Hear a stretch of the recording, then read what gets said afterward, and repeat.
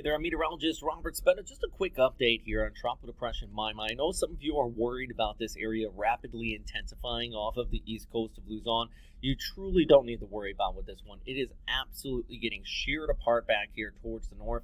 That's being indicated here with these clouds. These are kind of what we call shear lines right in there. You have a strong northerly wind that is interacting with it, though, creating breezy conditions with scattered showers across parts of northeastern Cagayan from Apari in northern areas of Isabela. But the center of circulation actually is right in here. That's why, if you take a look at the track from Pagasa, I mean, it's tropical depression. Center is going to come on shore probably around Casiguran, but to be honest, cloudy skies, some light rain in Casiguran. It's not going to be much to worry about. The bigger impacts will continue to be here, like I mentioned, in northern Luzon, all thanks to that interaction with the cold surge. So what I mean by the cold surge? Well, first, before we get to that, Ilocos, parts of Cagayan, all these northern locations, you're going to be having these winds come on shore, and that's going to be hitting the mountains, causing an increase in that threat of flooding and maybe even some landslides. I think that is possible. Do note all those major impacts from this, or at least the higher impacts, are well removed from Signal Force 1 regions. It's especially down here in places like Quezon, east of the NCR. Boy,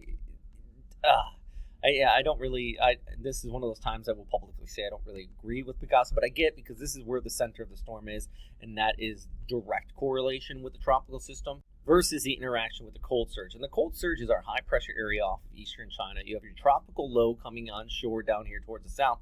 And when you get that interaction between high and low pressure, you get a tighter pressure gradient.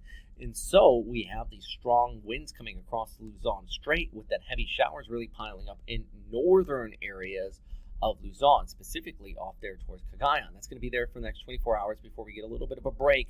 And then you start to see another area work its way in from the east. That is our secondary low pressure that could be developing in the wake of this. But first, before I get to that, I am going to talk about that area.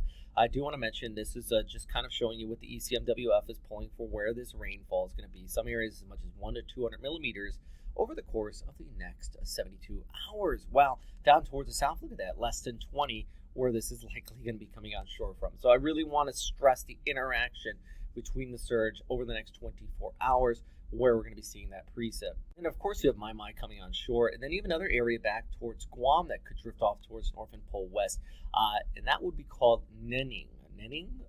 Anyways, yeah, long-range track on this one, still quite uncertain. It could impact, of course, the islands out here in Luzon Strait or Taiwan or even northern Luzon. I think regardless, if you get an area here, it is going to help pull in that moisture from the southwest over the upcoming weekend. So you still see the showers down here towards the south, even if you have a low just off the coastline back here towards the north. Yeah, this one actually could develop a little bit more too, since there'll be less shear interacting with it. I want to pay close attention to that. By the way, right now though, that tropical low is bringing showers across Guam and the Mariana Islands. I always leave you guys out. I want to touch in on you.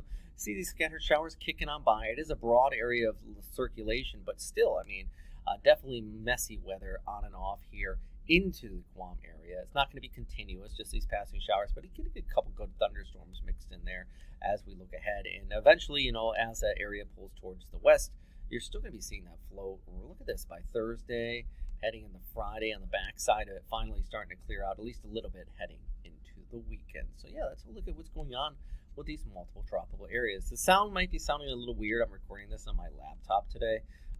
Just a few of you were asking for a new update on our tropical depression, so I wanted to give you something, but I'm currently not in my home office, so it sounds the way it sounds because of that. Anyways, that's all. Stay safe, guys.